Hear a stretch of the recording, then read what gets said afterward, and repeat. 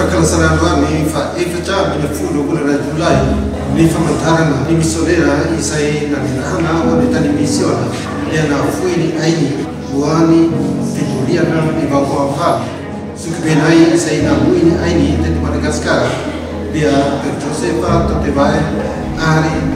Per Antonius Bekikeda.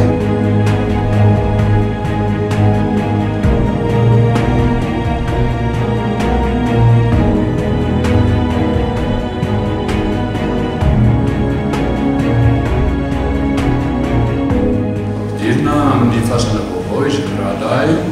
ary mampitombo ny fanantenana any amin'ny fiainako avy izay.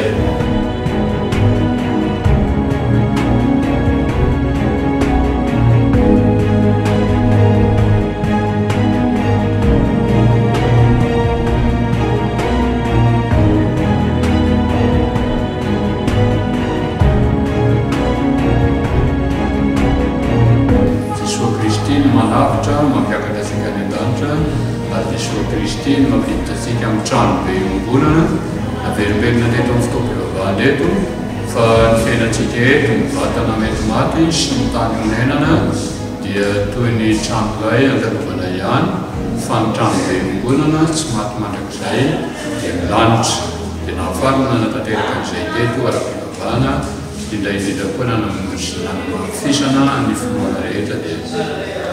hotahina sy hotsimbinina tsika mianakavy ary